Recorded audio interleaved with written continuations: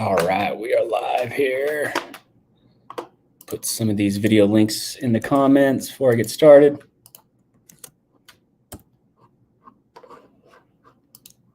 There's going to be links to clips I'll be using today.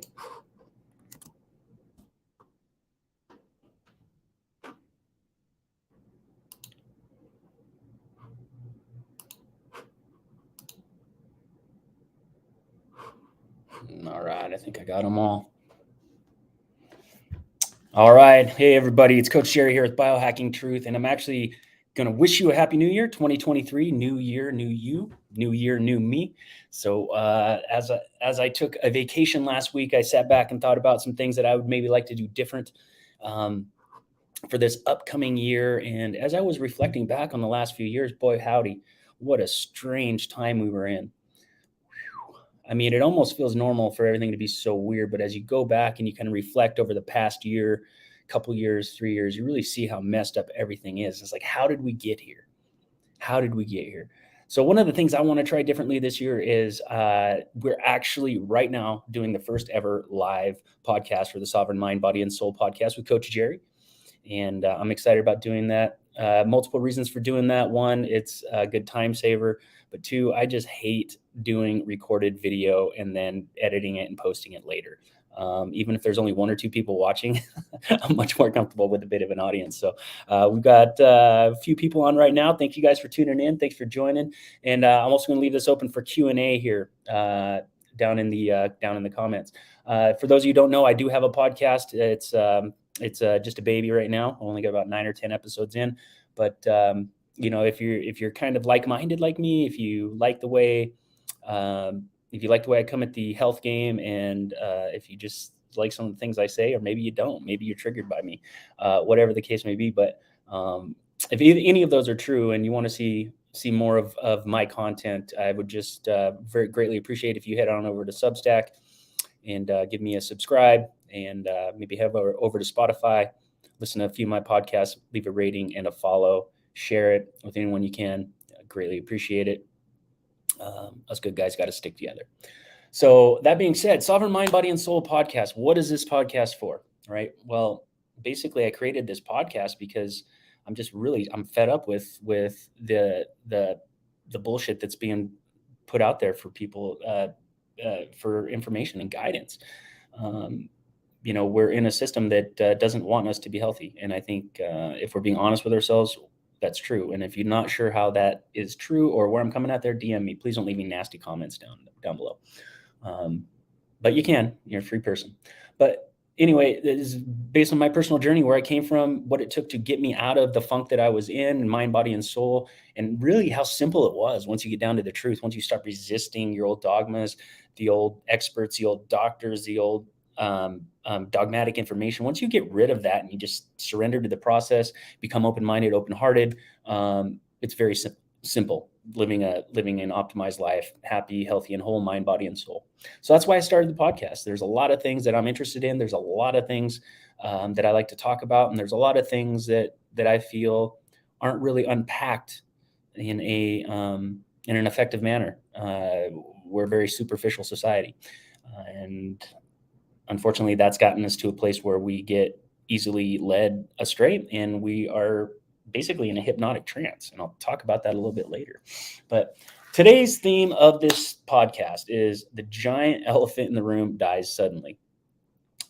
As I was going back, reflecting on my year and looking forward to 2023, much like a lot of you, I was really just kind of flabbergasted by some of the nonsense that people are buying nowadays. And, it really goes to show that the world we live in is one that isn't as hunky-dory, kumbaya, love and connection that we might want to think it is. And I'm not saying that about the citizens. I think we're great people, and I think we got way more in common than we have different. And unfortunately, there's some people that have a vested interest in keeping us fighting and keeping us separated. And I think we've seen that at length in the last few years.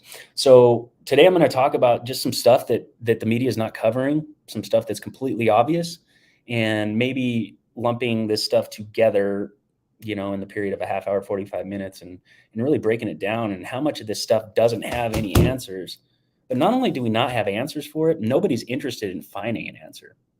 Now, when you see how quick they are to attack something that they don't like, they can mobilize quick. They can mobilize if they want to raid Mar-a-Lago. They can mobilize if they want to arrest Andrew Tate. They can mobilize if they basically, if they want to do anything. If they want to do anything, they can mobilize. They can make it happen. But there's some things that they're not interested in finding out. Like the flight logs and Ghislaine Maxwell's list, Epstein's list, that type of stuff. They're not interested in finding that out, and I want to know why. So I'm going to start off today. We're going to just kick it off. This is from a little clip from, bear with me, my first, go with Chrome tab.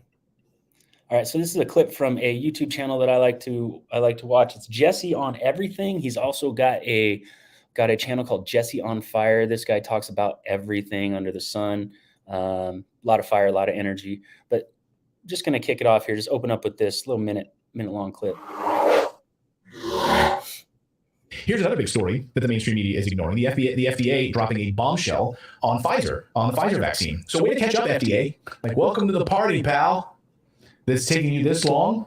The Food and Drug Administration has finally just admitted that Pfizer's shot has some serious potential side effects, and they lay it out in this new study: blood clots, pulmonary embolisms. Would you call me crazy if I told you that the FBI knew the Hunter Biden story was going to get leaked, then ran a fake scenario prepping Twitter on, hey, in the event there's ever a story that leaks about Burisma and Hunter Biden, we know this is fake news, right? Let's go through some scenarios of how this might play out, and why don't we do it with the heads of NBC and New York Times and Facebook and Twitter all combined, so that way we can be prepared in case that ever happens, right? All right, Jesse on Everything. Welcome back. So again, there it is. It's something we've all known. None of this is big news to those of us that are paying attention. But the question remains is despite all this information coming out and the facts and the data being slowly uncovered, released, with Twitter being pretty much open to truth and information now, why are they still doubling down? Why was it that the President of the United States and his First Lady on Christmas morning, had to end their broadcast telling you to get 2 vaccines? What is it? Is this about making people safe and healthy? If that's the case, then why is there nothing else being purported as far as recommended for ways to keep our health? And I know I'm beating a dead horse here, but guys, like, seriously, why are we not talking about this? Why is this not a thing? Why is it that we can readily give drug information or give medical advice, no matter who we are, so long as we're saying the right things?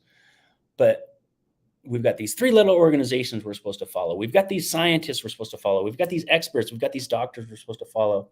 Yet none of the ones we're supposed to follow have said a damn word about real health, about the efficacy of watching what you eat and how much you move. Just those 2 things alone. But some of the things we don't have answers for. Why is the obesity rate over 40%? Why are we on track to be over 50% obese by 2030, yet there's nothing being done about it? What greater opportunity to address the obesity crisis, the true epidemic, than in the last 3 years, where we had a virus killing people off that were not in a state of high health? Why? Why are we not concerned about that? When a virus comes out, we're all of a sudden so concerned about everybody's health and well-being. We're so quick on the draw to protect everybody. But if there's no drug to sell, then we're not concerned about it. It's like they haven't come up with a drug to address obesity yet, so they're not worried about it. Diabetes. Why will no one admit that diabetes type 2 is reversible in a lot of cases? Why? Why do we just pretend like it's something that's here to stay and we all got to live with it? Why is that? The rapid spike in autism. Back when the vaccine schedule was, I believe it was 6 back in the 1950s. The autism rate was, oh gosh, I should have this data. It was 1 in some thousands.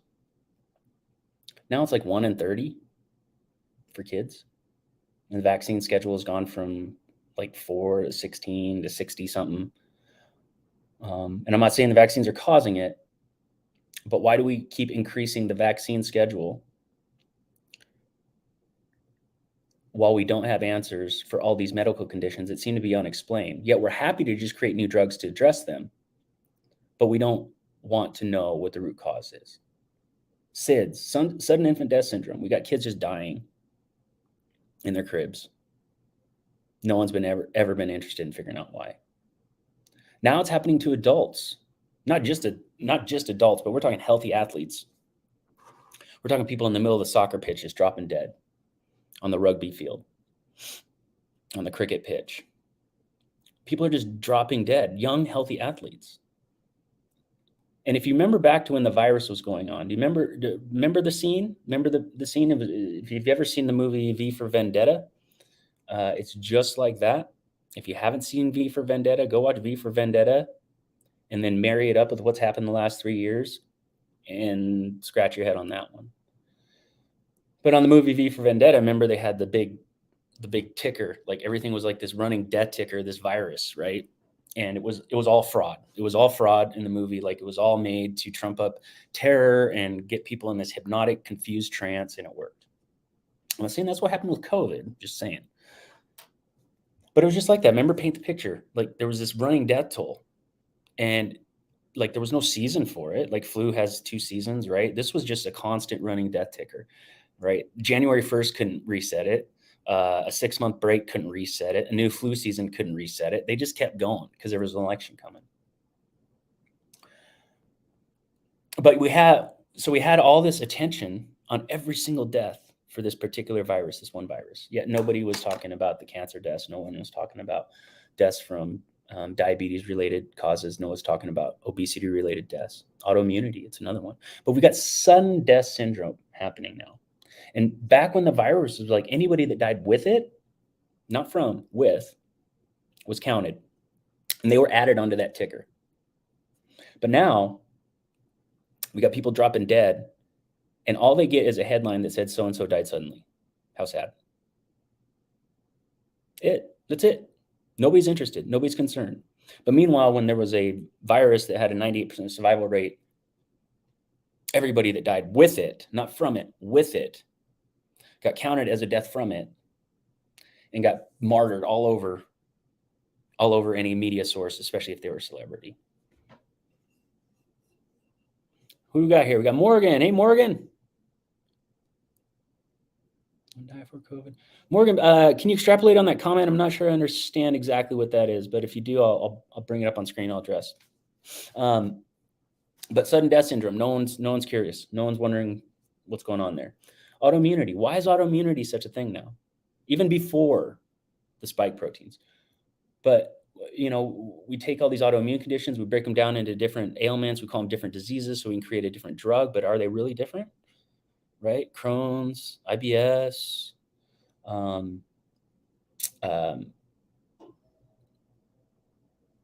rheumatoid arthritis. I'm like drawing a blank here. New year, new me. Rheumatoid arthritis, lupus, fibromyalgia, asthma. You've got all these autoimmune all these autoimmune conditions that are really just running roughshod over our population. And nobody, A, wants to connect them together, B, root cause source them, and C, they really want to treat it with immune suppressing drugs. That's their solution. Again, why? I'm not here to give medical advice, and I'm not here to bore you with a bunch of facts and data and whatnot, but you don't have to do a lot of research and a lot of connecting of the dots and a lot of using your own brain power and your intuition to look at how we're treating autoimmunity and realize it's complete nonsense. Complete nonsense. Rapid onset cancer, blood clots, strokes. The fertility issue, like if you look at the number of fertility clinics that we have now per capita, per state, compared to where it was like in the 60s, 70s, 80s, it's mind-blowing. I want to say there was something like just a small handful in the whole country back in like the 60s, 70s. And I apologize I don't have a lot of like data links and all that stuff. Like Andrew Huberman Lab podcast is a great place for that stuff. But and compared to where they're at now, it's like they're on every corner. Why are we infertile? Why? Well, let's take a look at what fertility means. Fertility means that God has deemed you appropriate to reproduce. And in order to qualify for that, you've got to check a lot of boxes. Because not only do you got to be healthy enough to keep yourself alive, you got to be healthy enough to keep a child alive and thriving. And so if we're at low level of vitality, low level of health, if we're in a survival state chronically, your body is going to prioritize what it does with its hormones and its energy, its vitality, its chi. And if you don't have enough to barely keep yourself going, it's not going to produce a bunch of sex hormones for you. It's not going to make you super fertile. Okay. So that's another thing. Why? We just say, oh, it is, and this is what we're doing about it. But we don't want to know why. Meanwhile, we have, something mimics influenza A and B coming through and wiping out our population, according to some. And that's if you correlate with and from and equate them to be the same thing. Glyphosate, like why do we modify foods genetically so that they can withstand glyphosate? What about glyphosate is good for us? And is putting glyphosate on the food for the farmer or for the people? Now we say that we can't feed enough people without using chemicals like glyphosate and rodenticides, herbicides, fungicides, that type of stuff. We say that, and then we turn and do other things like monocrop, destroy soil, farm like idiots, and create fruits and vegetables that are designed for max yield and harvest and really aren't designed for nutrient density. Check comments here. Oh, yeah. Michael, yeah, dude. That would obviously be a subjective analysis, but I wouldn't argue with you on that at all. Michael again. Michael says you could get shot in the head and it would be called a death. Yep, I think that was objectively true. Karen, comment here. Preach it, brother. It's never been about saving lives or improving quality of life by taking ownership of your health. It's about making money and culling the herd. Man, you guys are the best. Seriously, like I do these lives and I'm wondering like, if I'm going to sound like a dipshit or if I'm going to get my message across. And without fail, people come in the comments and really just hit it out of the park. That should be a t-shirt. It's never been about saving lives or improving quality of our lives. It's about improving the quality of someone's life, right? Why or how? Probably through more money, more control. So it's not about improving quality of life or by taking ownership of your health. It's about making money and culling the herd. And she said it right there. It's about ownership. It's about ownership. So long as you are willing to be dependent, there is somebody that is going to be happy to allow you to be dependent upon them, especially if they can get something from you. Typical abusive relationship. And that's right where we're at right now. So another thing we're not interested in finding out is why did they lie about everything? Why? Why did they lie about everything? And then when they were it was proven that they were lying, why didn't they say sorry for lying? And we got Dr. Anthony Fauci, the guy we're all supposed to listen to. And he was busted lying multiple times. And each time he excused it by saying it was for our greater good. And we're in such a hypnotic trance that we're like, okay, sounds good. Sounds good. But I hope you're like me. And I hope you said, you know what? You fooled me once. Yeah, I put masks on. Longer than I would have liked to admit, I wore masks. And yeah, insatiable appetite for power and money. Absolutely. And that was because I was in a little bit of hypnotic trance, right? It was just easier for me to put the mask on. And then I realized one day, it's like, really, I'm just complying to Satan. I know I'm being lied to. Your evidence on why I should wear this thing has not been compelling. And your unwillingness to debate the topic has got all my red flags going up. And your obvious lies about everything. No, I'm not a virologist. No, I'm not an epidemiologist. No, I'm not a scientist. No, I'm not a doctor. But I do know that my entire life, anything that I ever heard about getting sick, read about getting sick, learned about getting sick, told me if you catch and survive, you have the best immunity there is. And I was also told that the way a vaccine works was basically fakes, safely mimics an infection.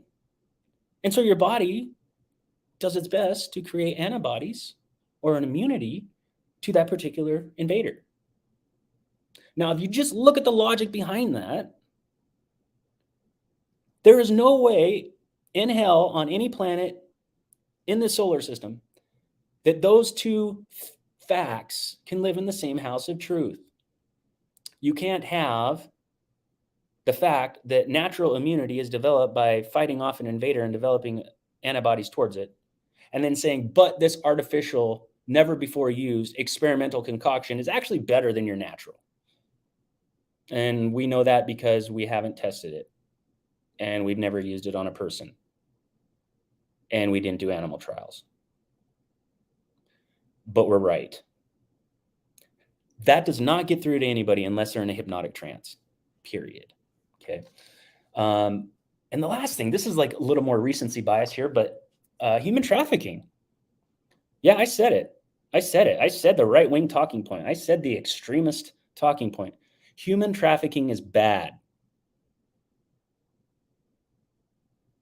Using humans for sexual slavery is bad. Selling people and taking advantage of them and abusing them is bad. And I don't care if you're a Democrat, if you're a Republican, if you're a libertarian, if you don't claim any party affiliation. I don't care who you are. Why does that make you a Trump supporter? Why does that make you QAnon? You have to ask that. Now, let's combine that with the other thing that no one's interested in, which is who the hell was Ghislaine Maxwell trafficking people to? So if I say human trafficking is bad, that makes me a QAnon Trump supporter, extremist, terrorist. And also true, Ghislaine Maxwell was convicted of trafficking humans to nobody. Also true, Jeffrey Epstein killed himself in a jail cell, killed himself. And then everything just stopped. Also true, there's all these pictures and flight logs. We don't know if they're true or not, right? Flight logs are all over the internet. I don't know how to verify them. But I've seen them. I've seen the pictures. They're people we recognize. But no one wants to talk about it. So I can put 2 and 2 together and get 4 there.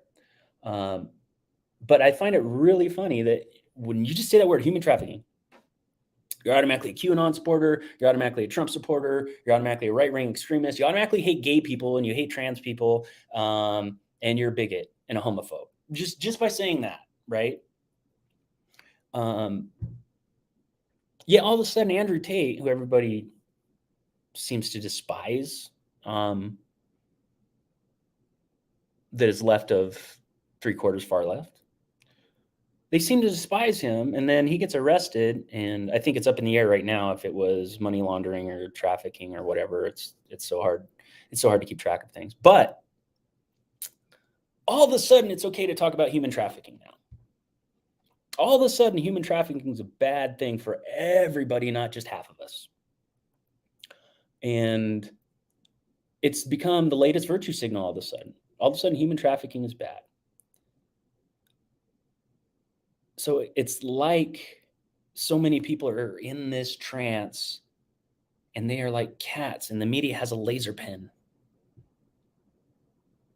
And over here, where the laser pen is not shining, what's not being illuminated, everything else over here is in the shadow. And everybody's just sitting here going, where do I go? Where do I look? Oh, this week human trafficking means QAnon. Okay. Oh, this week human trafficking means conservatives are bad. Oh, okay. Like, that doesn't happen if we're not in a hypnotic trance. It does not happen if we're not in a hypnotic trance. We are in a hypnotic trance. It was induced by confusion, by chaos, and by trauma. We are traumatized on purpose daily. And we don't have the tools, we don't have the abilities, we don't have the awareness to decompress all the trauma that's compiled on us on a daily basis. Social media and the news alone, without any way, and meanwhile, we're sitting on our ass, we're not making time to exercise, we're eating junk food, and we're not getting sleep. So the things that could actually exacerbate those symptoms, they're not being utilized. So it's like on top of our psyche, on top of our soul, on top of our emotional body, every single day, we're putting a pile of dirt on top of it. But we're not ever taking the time to sweep the dirt away. So after a while, we all get under this spell of chaos, the spell of confusion. And it creates mass psychosis. And that's just an opinion, okay? Opinion based on my anecdotal experience on top of all the great minds that I love to study. One of those great minds that I love to study is Jordan Peterson. And speaking of shadows, we are in such a trance that someone like Jordan Peterson pisses us off. What's he say that pisses us off? Oh, he says stuff like we have to have personal accountability. He says stuff like your pronouns are not my priority. And that has nothing to, like I said earlier, and I mean it. I don't care. I love people. I love humanity. I love human beings. I don't care if you're white, yellow, brown, purple, black. I don't care if you're gay, straight, don't know. I don't care if your hair is blue, purple, natural. I don't care. If you are a human being, you've got a story. And you have fears. You have shame. You have insecurities. You have soft spots. You have vulnerabilities, just like the rest of us. So if you're a human being, I don't care about any of that. Love you. But if you're an asshole, you're an asshole. And by you telling me that I have to dress you a certain way makes you an asshole. Just my opinion. Jordan Peterson says stuff like this. Okay. And what's he appealing to? Why is he so triggering? Why is he so polarizing? Why is it that half of us can look at someone like Jordan Peterson or an Andrew Tate to some extent, and we can listen to what they have to say, and we can be like, oh my gosh, that makes perfect sense. Finally, what a breath of fresh air. Finally, somebody's saying the quiet part out loud. And then the other half is completely just obliterated, completely disintegrated, like instant neurosis. They just can't stand the guy. They really think that what he says is hate speech. Why is that? Well, if any of you have studied Carl Jung, or basically probably anybody nowadays that's in any sort of the mindset game or the psychological game, you're going to be familiar with the concept of shadows. And, just as a brief overview, if you're not familiar with the term shadows are those unacknowledged parts of ourselves. Those are the parts of ourselves that we're unwilling to face, confront, acknowledge. They're part of our behaviors that we're not in tune with consciously. So an example is, someone who binge drinks on the weekend, right? By definition is an alcoholic. But they spend Monday through Friday judging all the people that get drunk during the week, right? That's a shadow of theirs. But what Jordan Peterson is hitting on is our shadows. Just something like, you are not responsible for my feelings. Something like that is a complete 180 from the way these people think. They really do believe that you are responsible for their feelings. They really do believe that you need to be held accountable for their reaction based on what you said or did. Their shadow, if that was a client of mine, we would work very hard on pointing out ways that they choose anger, reasons that they choose frustration, reasons why they choose to project what's going on inside outwardly without visiting it inside themselves first. Those would be the first steps in creating sovereignty in those individuals. Because right now they're dependent on someone else to make them feel better. They're dependent on someone else to validate their opinion or their stance in life. They're dependent on someone else not saying anything mean today. That is no way to live. That is no way to live. And they think the answer is to get everybody else educated on the woke truth. Right? And there's a reason why a lot of people aren't woke to it. It's because it doesn't make any sense. It doesn't make any freaking sense. And Jordan Peterson is hitting on those shadows. For those of us that don't think that way, it's not in our shadow. So when he's shining light on it, we're saying that's completely obvious. Why can't everyone else see it? And then people are attacking him. They're banning him from universities and what have you. That would not happen if we weren't in a hypnotic trance. It's the only thing that makes sense is that we're in a trance, guys. The only thing that makes any sense is like, how did we get in that trance? I'll get to that later.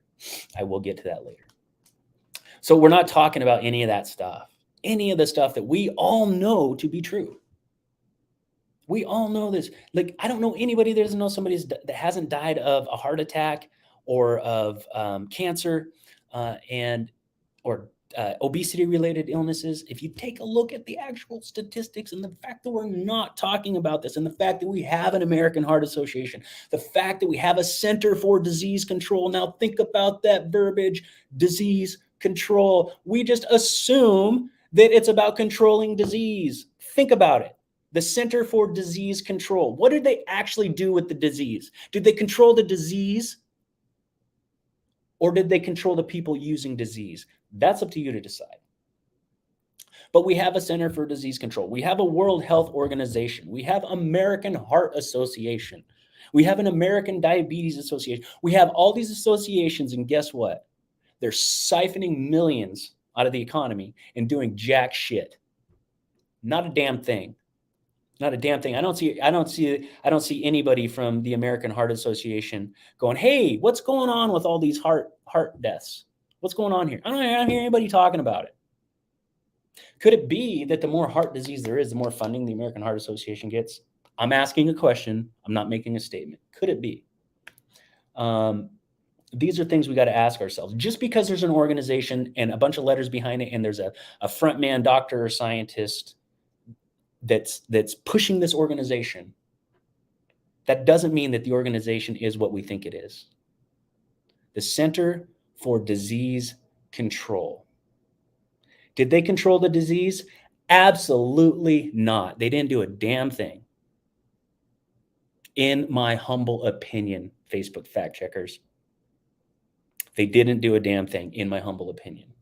But what they did control were people. They controlled people using disease. Think about think about that what you want, okay? Just throwing some shit out there. Let's see some more comments here.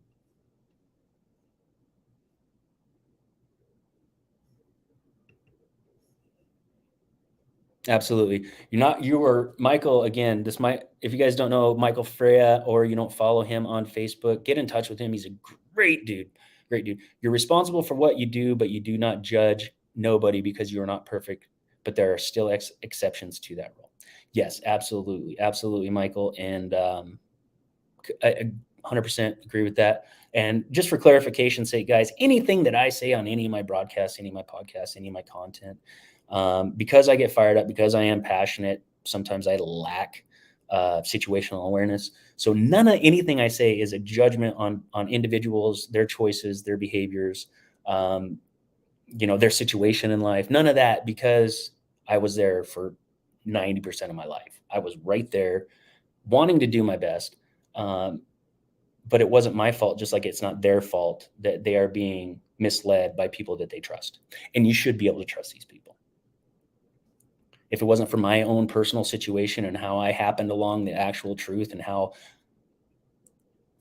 everything that was just making my life hell seemed to just fix itself when I started putting the right principles in place. If it wasn't for all of that, I would probably be right there with everyone else, taking the jab, being like, oh, well, just gotta keep things moving, gotta flatten that curve. So yeah, great point, Michael. Definitely, it's not about the individual. If you're in a hypnotic trance, like, you don't go to like a hypnotist show and blame the guy for barking like a dog after he's been hypnotized, right? Okay, so before let's see.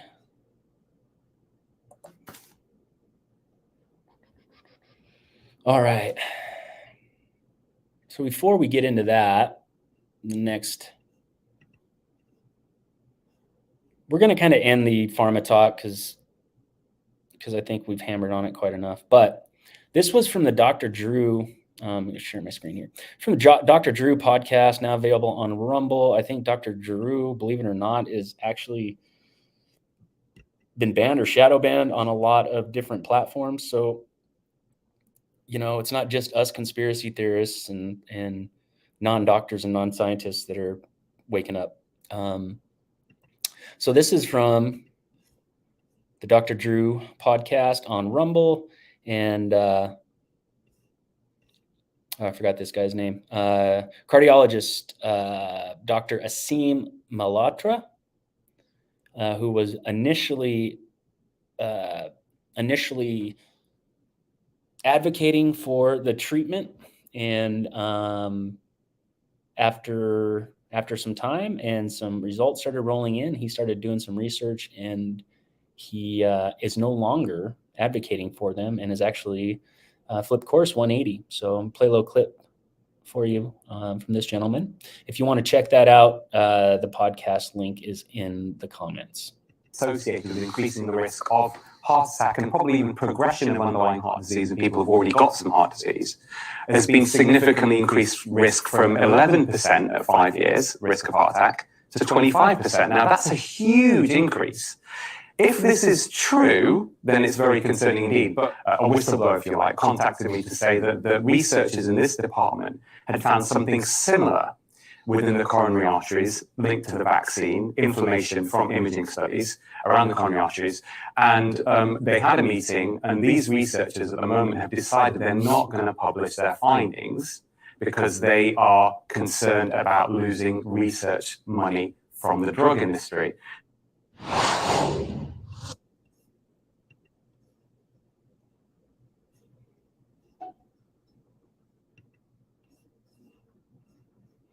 Now, not having a way to verify that, and I'm not saying it is true, Facebook fact checkers.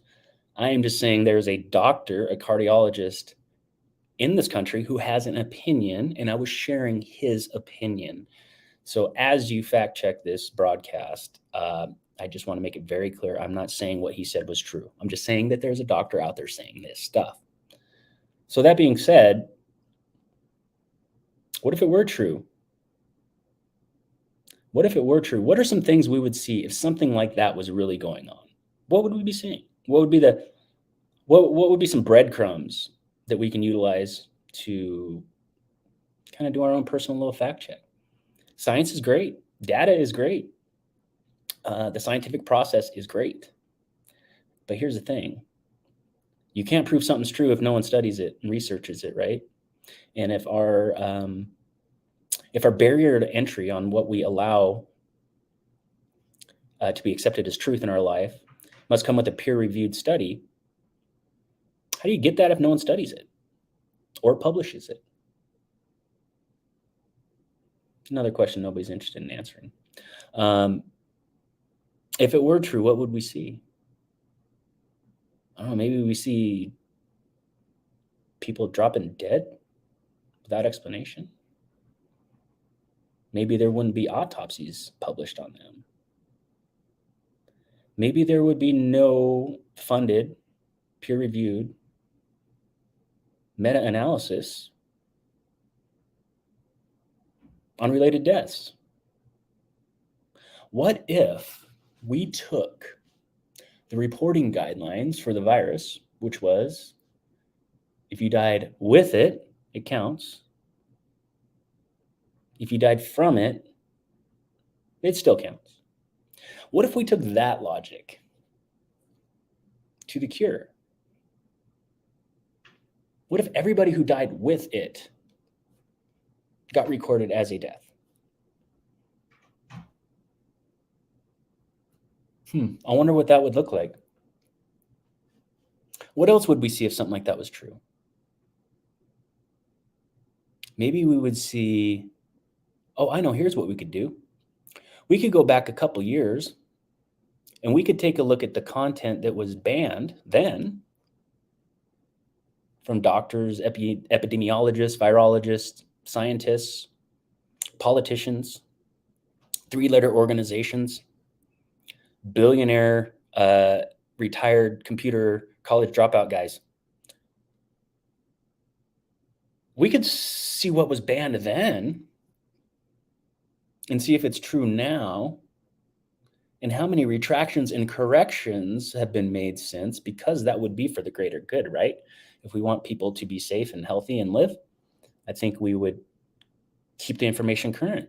And if we have to rush information out there or rush protocols and guidelines out there in the name of safety and erring on the side of safety, don't you think we'd go clean up the messes on that too to keep the information current, right? Maybe we would see people that are giving these erroneous guidelines and confusing information and excusing their lies. Maybe we would see these people refuse to debate people who have dissenting views. Maybe we would see that. I don't know. I'm just thinking out loud. This is the first time I've ever been involved in something like this. So just curious about that. You know, here's one thing, though, that I know is more efficacious than any drug. And no, I'm not a doctor. No, I'm not a virologist. No, I'm not an epidemiologist. No, I'm not a scientist. No, I don't work at the CDC, nor do I work at the WHO. But I can tell you right now that if you make 30 minutes to an hour every day to just move your body, that's going to be more efficacious than any prescription drug you can find. The effects of exercise compared to an SSRI or other forms of antidepressants isn't even comparable. We get symptoms because of deficiencies, y'all. We get symptoms because of deficiencies. That's it. And at the end of your life, when you die, even if you live a long, healthy life, you have a vitality deficiency. Eventually, you just can't keep up. But we get symptoms because of deficiencies. And more often than not, just closing the gap on a movement deficiency is going to have instantaneous measurable results just from the hormone release alone. Yeah, are we taking the time to do that? Maybe the whole reason why we were able to get in this hypnotic trance and why we were able to be bowled over and manipulated is because we're just too busy. Maybe we're just too busy to worry about a symptom when it really pops up. And then we get to the point where it's almost a disease and then we take a pill. Maybe that's where we're at. Are we okay with that? Is that ever going to change? No. Symptoms will always be caused from deficiencies. Diseases will always be caused from unresolved symptoms. And disease is like the last stage before death. Yeah, all these experts, virologists, epidemiologists, three-letter organizations, dudes in $2,000 suits, Don't want to mention anything about just moving. If you can commit to 2023 every single day in 2023, you write down today how you feel. If you're not currently on a movement protocol, you write down today how you feel. It's January 2nd, 2023. If you're currently not moving, currently not exercising, carve out 30 minutes to an hour of your day and commit to 365 of those days. And then you look at how you feel on January 1st, 2024. I will send you a check for $500 if you do that and don't feel better. Movement is part of the panacea. What we want is cures. We don't want Band-Aids. We don't want quick fixes. You might not know that that's what you want. And I just say that because we are so brainwashed that these concepts are actually foreign to people. Yes, your body was made to heal itself. Yes. Yes, God put everything on this planet that we need to heal.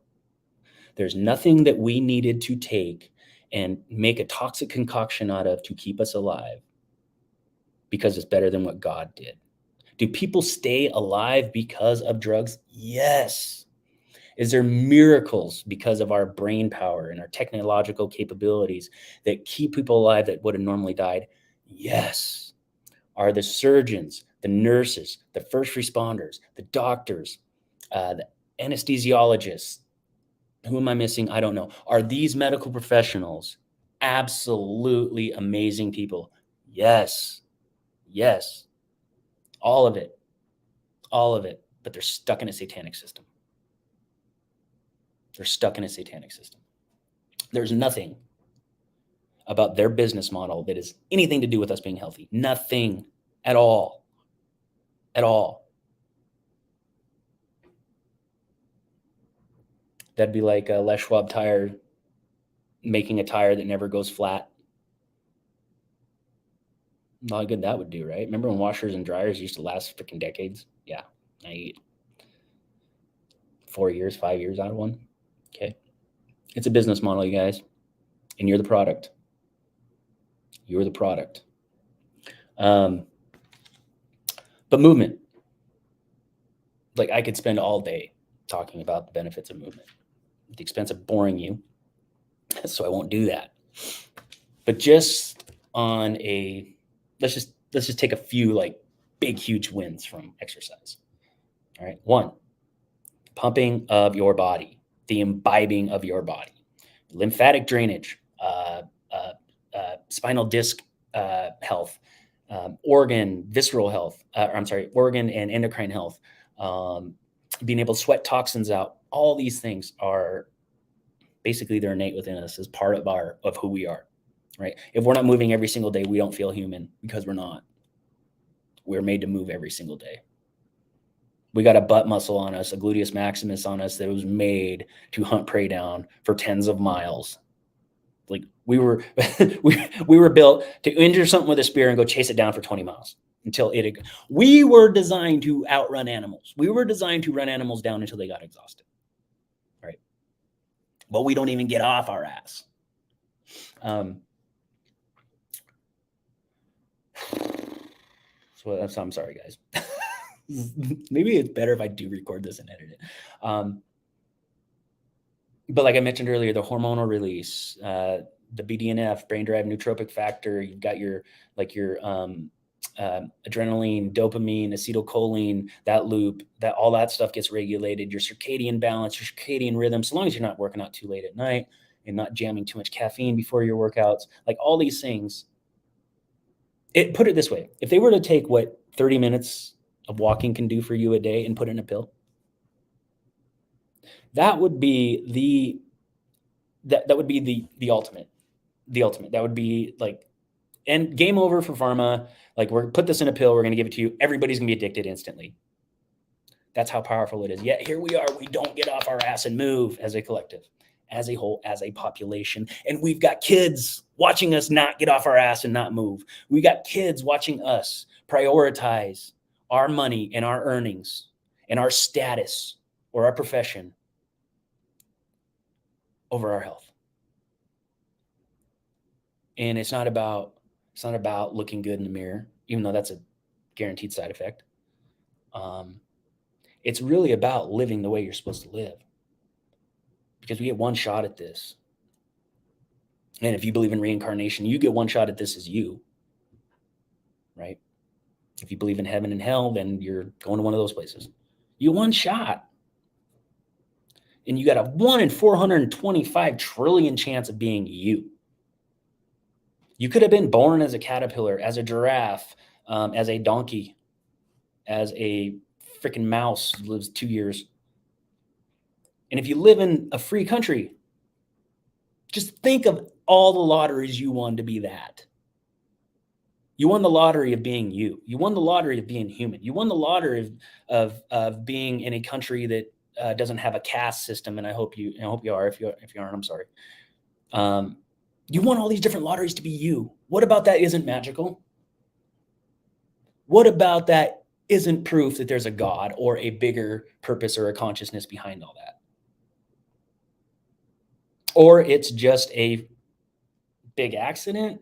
Yeah, I don't know. I mean, I guess we can't prove it. But what I'm saying is we won all these lotteries. And what we choose to do with it as a collective is to check out, to numb our minds, basically abuse our bodies, and to put up with situations that we hate because we think we have to. This is the hypnotic trance we're in. So before I leave you with the last clip, I just want to thank everybody for commenting. Cheryl Gallegos. A lot of comments. Thanks. You're welcome. You are welcome. I'm funny. You're funny sometimes, Michael says. I try to be. Michael does construction for a living. He helps with friends build stuff. Awesome, man. Great freaking, great active lifestyle. Let's see, we got one here. It's a little longer. Tony Scott. My thoughts on the flu, especially these modern flus with celebrity status, is the toxins that are washed out. Symptoms are unique, and the so-called spike has never been isolated and attached to a so-called. That image we have all seen has never been seen under electron microscope as a virus. Yep. Boom. Attaboy, Tony. Image modeled by a computer. Yep, just like the NASA pictures, right? So many thoughts are that we have been spiked with the patented spike proteins. There are about 7 of them patented. So when we are arguing about some, I wonder if it cut his comment off. Yes, so many people are so in the know, guys. Some of you guys are just wide awake. So it's crazy the amount of conspiracy theorists that are out there now that are joining the ranks. Holy cow. I mean, you've got Elon Musk, you've got Dr. Drew now, you've got Kyrie Irving, Ice Cube. Gosh, it's saying all these people like they're important because they're celebrities, but think about it. Like 3 years ago, right? David Icke's YouTube video got ripped down in the middle of live streaming to like 20 million viewers or something like that. Maybe it's 2 million. I don't know. Millions of viewers. And here we are. We got these Robert Malone, Peter McCullough, Joe Rogan. Like these people are, it's blowing my mind. And people are still just attacking like we're fringe or something. Here's like, I got this vision. Like, this is what it's almost like that game where it's like when you and a friend, it's like you jump in the water. It's like, I'll jump if you jump, right? And it's like you fake each other out. You know, one wants to go, but if he goes, you will go, right? It's like there's 100 million people like on the edge of this cliff or dock or whatever, and they're all ready to jump. Jump into what? Jump into enough is enough. Jump into like organizing. Jump into refusing to pay taxes. Jump into marching to the streets of your local Capitol building and demanding resignations. Jumping into just getting rid of your school board. It's almost like there's just everybody's just just on the edge, waiting to take action. Be curious when people start jumping. Well, what happens? So like I said earlier, movement, make time, half hour a day, hour a day. Just walk. It doesn't have to be this grand vision of what you think a workout should be. If you can't make time to walk 30 minutes or an hour a day, do you have a life? And is that a life that is sustainable for you? And who else is watching you live that life? And what are you modeling and for who? If there's important people in your life that watch you do what you do you want them to end up doing what you're doing? And if we don't have a life where we don't have a half hour or an hour a day to make time for ourselves, it's a serious question we got to ask. It's really something we got to look at. But before I end it with a clip from, what podcast was this? Dr. Drew. With a clip from And We Know. If you guys follow And We Know on Rumble, it's good stuff. But General Michael Flynn, nice little New Year's message. We'll leave you with that. But I want to read a little excerpt from a book I just got done studying. Actually, I'm still in the middle of studying it, but just got done reading it.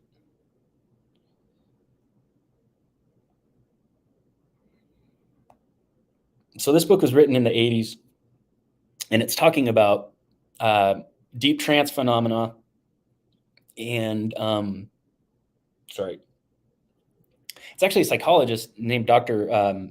Stephen Walensky, and he's talking about quantum psychology principles, and he's talking about hypnotic trances and trance-inducing techniques and whatnot. But as I was reading this, boy, it really hit me. And I'd been introduced to this perspective a year ago or so, and it's something I kind of hung on to, but I didn't really latch onto. But as I was studying this book, it really, really hit me, just what they've done to us. So I'll just read you a couple excerpts here. Let's see. Well, I do not impose confusion on the client as a trance-inducing technique, but rather observe the client's own creative use of confusion as a symptomatic trance patterned response. In such cases, confusion has been used by the individual to self-induce a trance that protects him or her from a threatening external stimulus. Confusion is a naturalistic trance state which emerges when the child is overwhelmed by an event, interaction, or emotions because of the threat. The child resists experiencing the episode and is in the resisting process of a state of confusion or disorientation as it emerges. Once resisted, the child will protect himself from the non-experience experience by surrounding it with confusion and creating an identity that can meet or stop the overwhelming stimulus. Leave out a couple of sentences there. Sometimes the demands and expectations which the child is unable to fulfill from the parents create feelings of confusion and disorientation. The confusion becomes the way in which the child handles the event. So in other words, to paraphrase that, you've got a child, us, because we've fell into this nanny state, right? Where we're the child and government's daddy or mommy. And I don't care how much you abuse me. I don't care how much you drink. I don't care how much you sleep with the neighbor's wife. I don't care how much you do that. You're still daddy. And daddy, you have all the answers and you've got to protect me. And when I'm sick, you bring medicine home and chicken soup. So that's where we're at. So the child, us, has been asked to do things. Oh, I don't know, work 60, 70 hours a week, still barely pay the bills, find the woman or man of your dreams, and both of you lead separate lives and you grow apart as you chase your own careers because you both have to have a career if you want a house worth living in and food on the table and a car. And so it's that's confusing right there. That just that is confusing, right? Because we don't have access to what our grandparents did, right? Even though stuff was really shitty for them, there was a time when you could actually like support a family being like a mechanic or working at a grocery store. Now you can't do that. So we're in this state of this doesn't make sense. This isn't how life should be. Is this really all there is to life? Right? I've got the house, I've got the boat, I've got the car, I've got the retirement, but I don't have any time to enjoy it. And my wife and I don't get along, and my husband and I don't get along. We haven't had an important conversation in years. And then boom, you hit them with this. So the child is, or us, we're being thrown into this mass state of confusion. And so in that excerpt, it talks about we form an identity. So what identity? Well, in this particular case, you're probably forming what we call conflicting identities. So the identities formed are A, confused. I am confused. I identify as confused. That's one. Step 2, second identification. I identify as someone who needs to solve this. I need to figure this out. I am in survival mode. So I am confused and I need to figure this out. When have you ever been good at figuring anything out when you're confused? Right? So we don't have the awareness to realize that all it takes when you get in that situation of overwhelm, confused, also needing to figure this out instantly. All you need to do is just take that in and accept the confusion. Let it play itself out.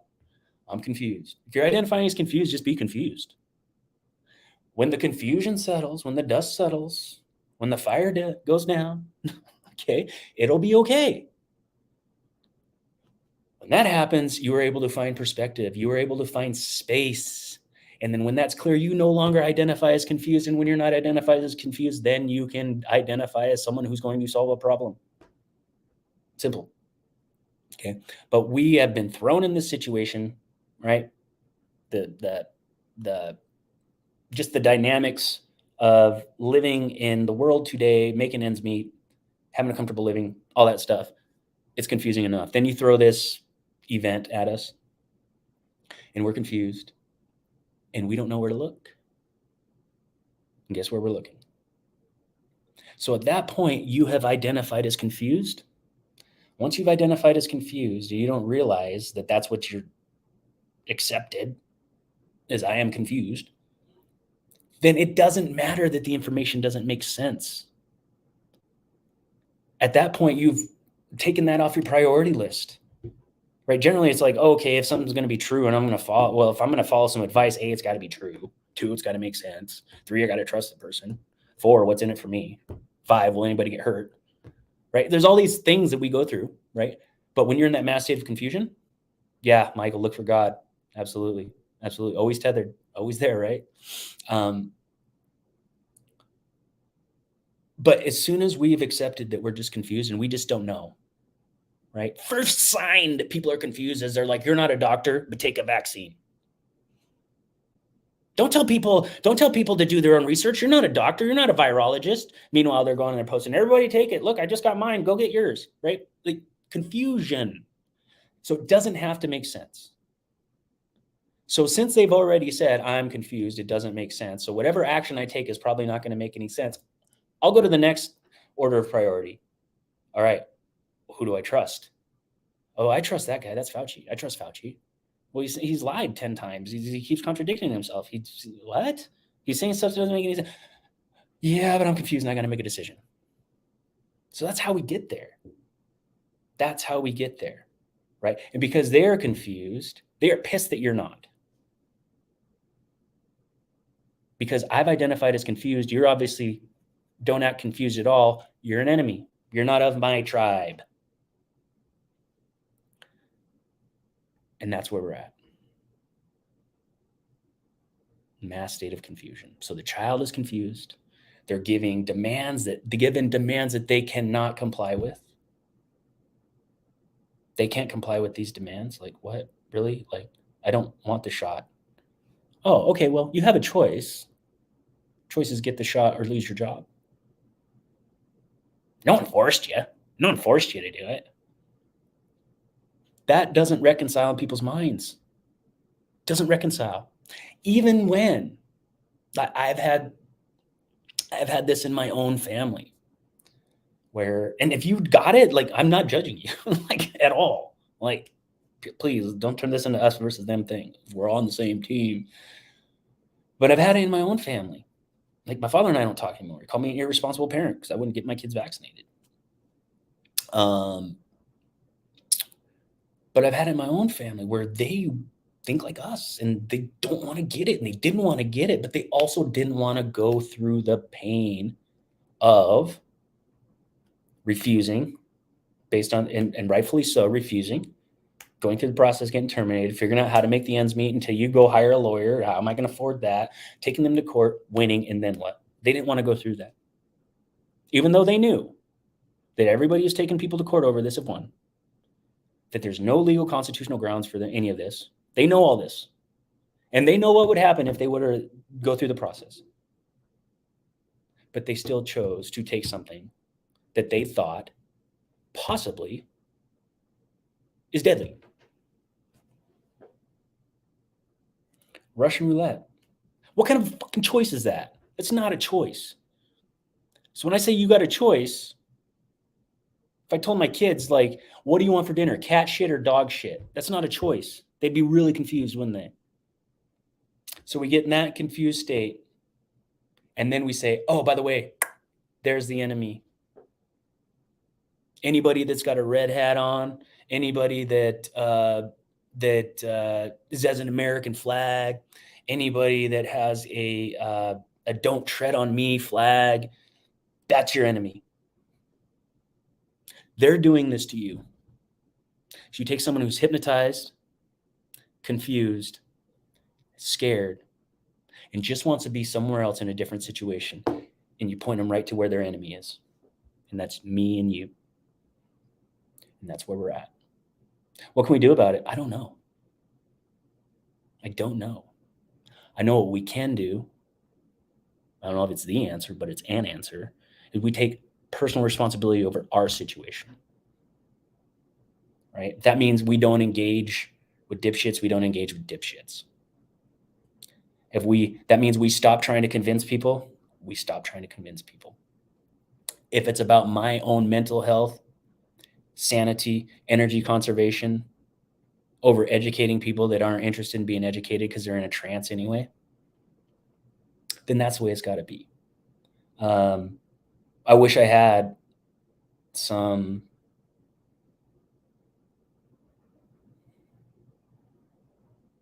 better clarity on how this plays out on a big level. I really personally believe that this is a spiritual dilemma. This is a spiritual battle. This is like World War III, World War X. And so that gives me a lot of faith. It gives me a lot of hope and optimism for the collective. But it's gonna probably be after a lot of pain and culling of the herd, unfortunately. I personally think like the last 3 years have been an IQ test. I really do. It's my opinion. Just not a lot makes any more sense than that. They want to see who they can talk into it. They want to see who's going to follow BS advice. And they want to know like how effective their hypnotic trance is.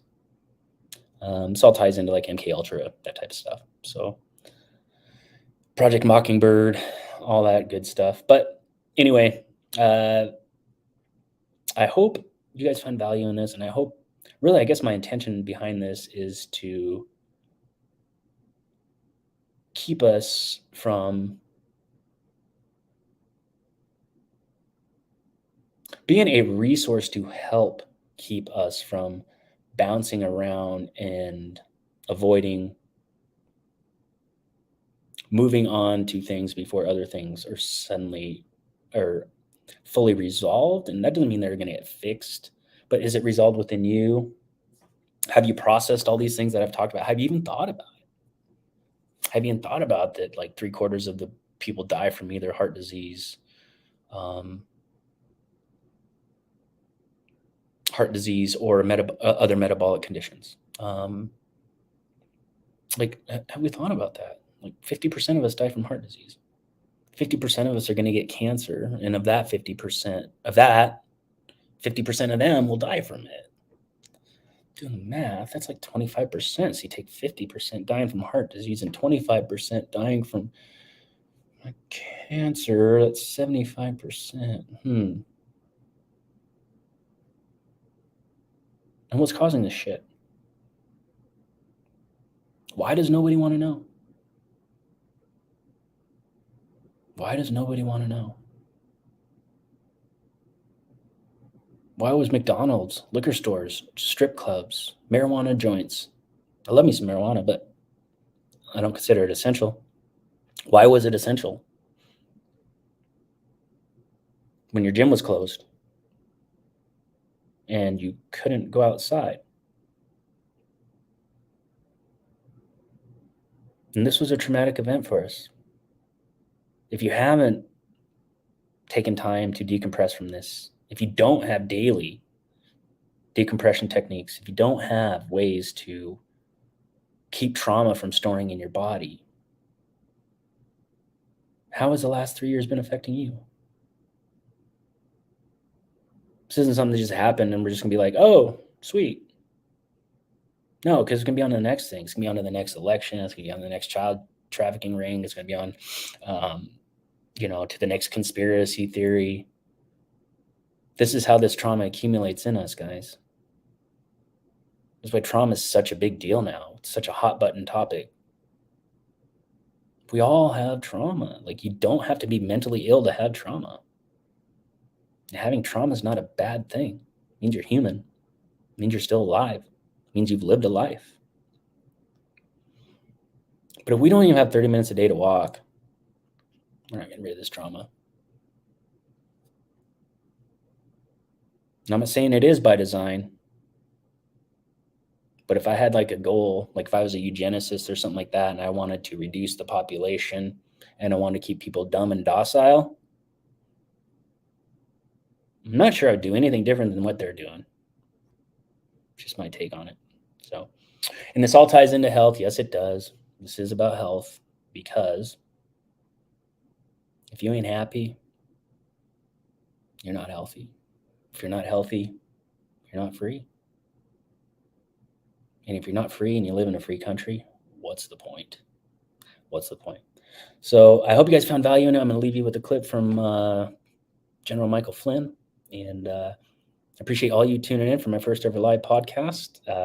Again, if you can get the hint that you might be interested in future live broadcasts or podcasts, please go to my Substack. You can click the link in my bio to my link tree, my link fly, and you can sign up for my Substack there. You can follow my Spotify podcast, and I would certainly appreciate any 5-star review, a share, a comment, like anything like that. Any support helps, guys. Everything helps. And that being said, I think there's anything else. I'm so bad at this, like so bad at like saying the scripted things and all the things you got to get in. Oh yeah, I'm supposed to let you know that I do coach. And so, I am looking for people that are interested in finding a new state of being and really committing to being open to the fact that what they've been told about health, what they've been told about aging, what they've been told about happiness is more than likely BS. And there is ways that you can get rid of your back pain. You can get rid of your neck and shoulder pain. You can get rid of your digestive issues. You can get rid of your depression. You can be at a healthy weight and have it be simple and easy for you. And it's pretty much the same formula for all of it.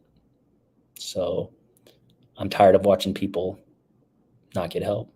I'm tired of watching people spend years, money, energy, emotion on their situation and not seeing any results. And I believe that's why God put me through my situation, because it takes someone who's been there, been through it, to actually deliver you the truth. And so that's what I do. If you're interested in hearing more about what I do, looking for some guidance, you can reach out to me direct at any time, jerry@biohackingtruth.com. You can DM me, Facebook, YouTube, Instagram. You can reach me direct, 406-241-3763. And again, hop on over to my Substack, give me a subscribe, follow me on Spotify, and go over to my YouTube channel. Give that a subscribe as well. Appreciate anything you can do. Other than that, I'll leave you with General Michael Flynn, and I appreciate everybody. Karen, we are spiritual. Yes, ma'am. But we got the warriors, I'll tell you that. What do we got here, Michael? Blessed to have you, brother. Blessed to have you, Michael. Blessed to have you. Just full of love and support, bro. It's your food and your medicine. Yes, food and medicine. Isn't that weird how food can be the most poisonous, toxic thing we put in our body, or can be the most healing? Beautiful. Shows you how important food is. Your body responds to it. All right, guys. Thank you for tuning in. This is General Michael Flynn on the And We Know podcast, available on Rumble. Links are in the comments. Peace, much love, and live well. And I will leave you with this, because I pulled this while we were sitting here. The 10th Amendment. The powers not delegated to the United States by the Constitution, nor prohibited by it to the states, are reserved to the states respectively or to the people. That's the 10th Amendment. It's so vital that we understand our amendments, we understand our rights, and we understand who we are as an American citizenry. Filled. I mean, 99.9%, we will be unified, as Mel has been highlighting all shows. So my last comment is just Happy New Year to everybody. I am fired up about the new year. 2023 is going to be historic. It is going to be historic. And I'm glad I'm alive. Glad you're alive. Oh, there's a banned word up there. I'm trying to get rid of it. Whatever. Because Dr. Eli David said wanted new conspiracy theories. All previous ones turned out to be true. Vaccinated can spread COVID. That used to be a theory, conspiracy. Now it's the truth. Vaccinated are susceptible to new variants and reinfection. COVID vaccines can cause blood clots and other serious side effects. We tried to tell them, they didn't listen. Third and fourth shot, they're going to force. It was a theory. Now it's the truth. New shots every half year. Yeah. Shots for young children. They're never going to do it. Yes, they did. Total segregation of society. They won't do that. They did. Camps for the unvaccinated. Yeah.